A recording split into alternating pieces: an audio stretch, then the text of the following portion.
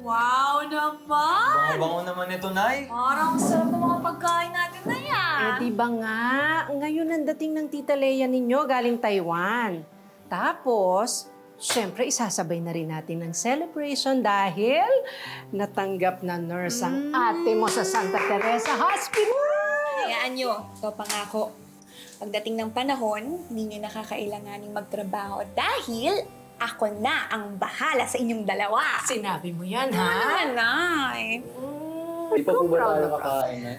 Eh, sandali na lang. Bingo naman. Antayin na natin ang Tita Lea nyo. Sabi nga, padating na siya eh. Gutom na kasi ako. Ay, sandali. Oh, ayan na. Sandali, sandali. Tita Lea nyo na siguro yan. Pinsan! Ayan ka na pala. Halika, tumayo ka. Kumusta? Pasok ka. Kumusta ang biyahe? Oo, ganda ng bahay mo ah. Tita. Oo. Ba? Tangka dito ah. Uy, salamat pinsan ah. At pumayag ka na dito muna ako tumira sa inyo. Ano nang isipin yan? Wala namang kaso yun.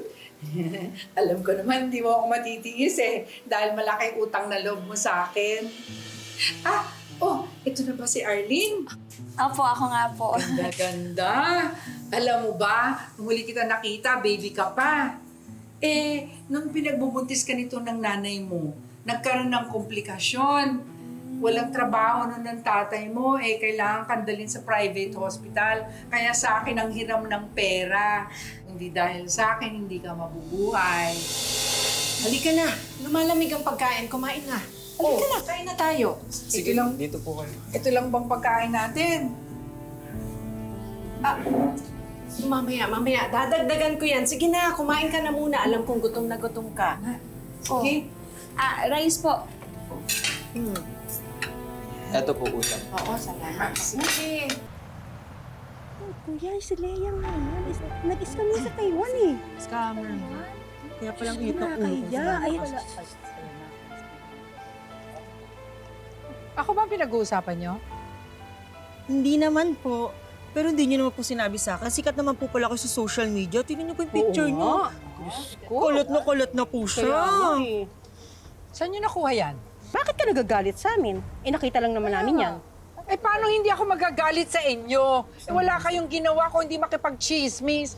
Chismis kayo ng mga buhay ng ibang tao. Teka. Tita Lea mo ba yung nakikipag-away?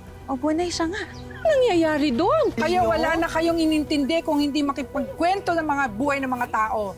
Sandali, ano ba nangyayari dito? Eto. Scammer yan. Kalat sa Punta ng social media.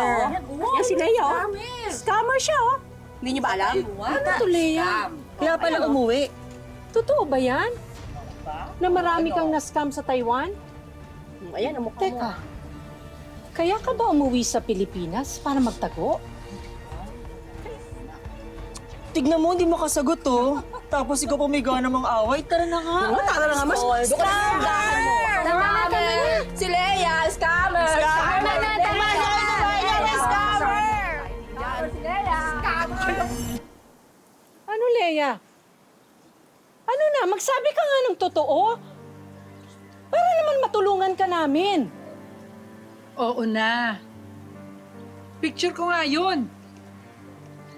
Huwag kayo mag-alala, makakabawi rin ako. Babayaran ko yung mga utang ko sa inyo. Tita, mas mabuti siguro kung maghanap ka na rin ng trabaho para may sarili kang pera. Bakit? Pabigat ba ako sa'yo? Tita, hindi naman ho yun yung ibig kong sabihin.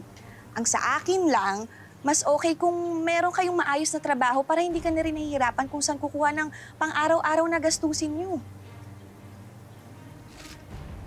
Arlene, ano ba ang pinagmamalaki mo? Yung barya-barya mong pinapahiram sa akin? Huwag ka mag-alala. Babayaran ko yun.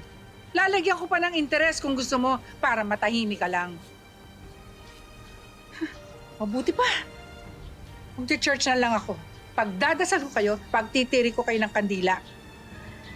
Grabe. Alam mo, Arlene, tama na. Huwag mo nang awayan ng tita mo. Hindi, susobra Please, yan eh. alang-alang na lang sa akin.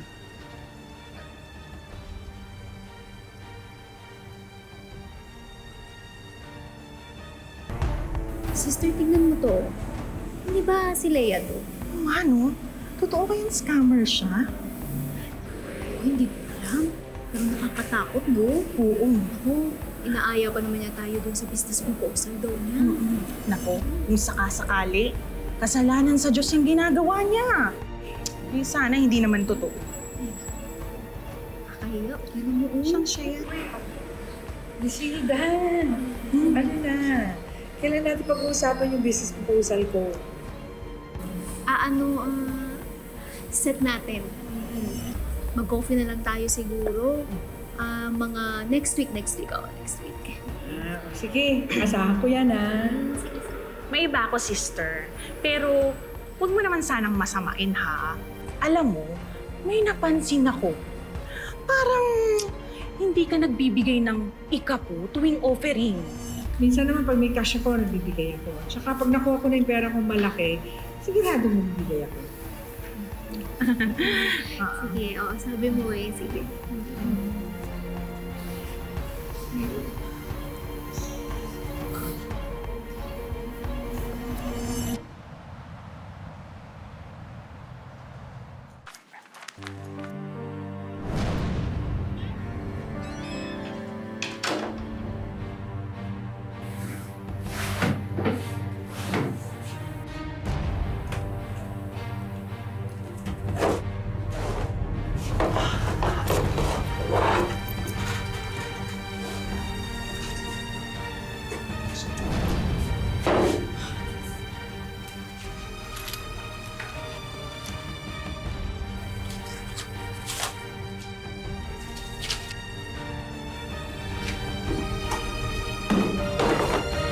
Konti na lang yan. Sige na.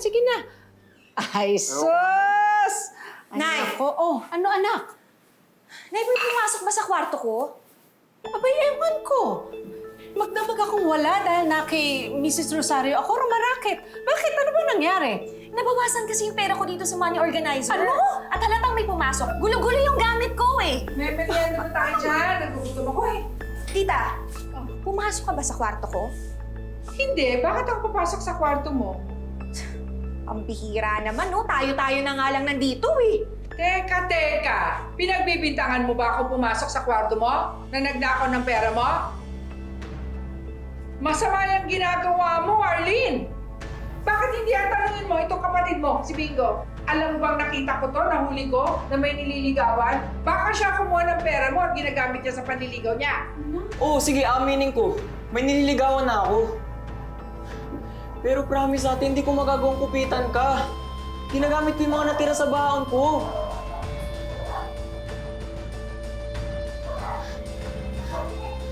Ate!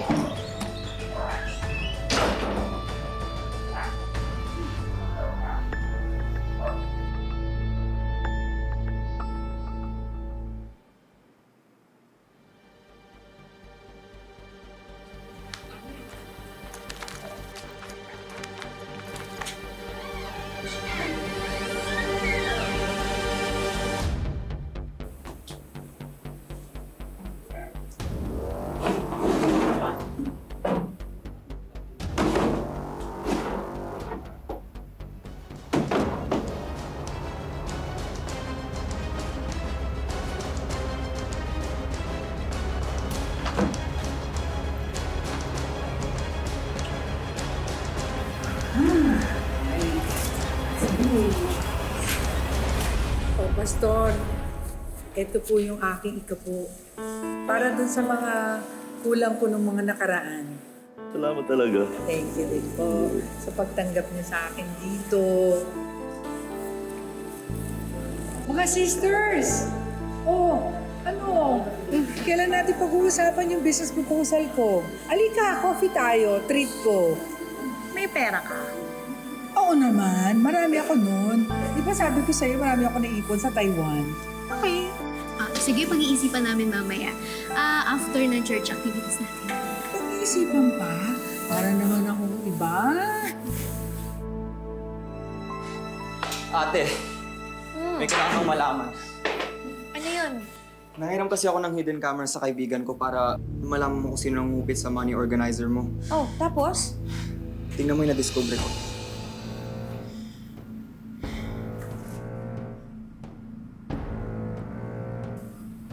Sinasabi ko na nga pa eh. Salamat, Minggo. Pinamakasan ka na eh. Tita! Tita Leia! Anong ginagawa mo dito? Nag-iiskandalo ka. Saan mo dinala yung perang ninakaw mo sa akin? Bintang ka ng bintang, nandito ka sa tahanan ng Diyos, nakakahiya ka. Talaga ba, Tita Leia? Pwes, ano to, ha? Oh, magkakaila ka pa ba, ha? Ha? Oh, Leia, pinatira kita sa bahay tapos ganitong gagawin mo sa amin? Ha? Alam mo, umalis kayo dito. Hindi kayo bagay dito. ano ba? Pinakabusak ka na yung mata ko! Kapal ang mukha mo sa tasinay! Galit mo yung pera ko! Kapitan, sinusuri na po namin yung inabot ni Leah na pera. Hindi naman po namin alam ang sitwasyon. Ngayon, nasa uli lang. Pera, anong susunod yung gustong gawin? O nakakalimutan mo, ang laki ng utang na loob. Tama na, Leia! Tama na yan! Hindi mo na ako madadaan sa panunumbat mo. Dahil sa totoo lang, ha? Matagal na kaming bayad sa pagkakautang namin sa'yo. Yung pagpapatira namin sa'yo sa bahay, hindi yun dahil may utang na loob kami sa'yo. Dahil yun sa pinsan kita, gusto naming makisama sa'yo. Di ba nga pamilyang turing namin sa'yo? Tigilan mo na yung kasasabi ng utang na loob. Utang na loob, Leia, makinig ka sa akin. Bawing-bawi na kami sa'yo. Baka nga sobra-sobra pa eh.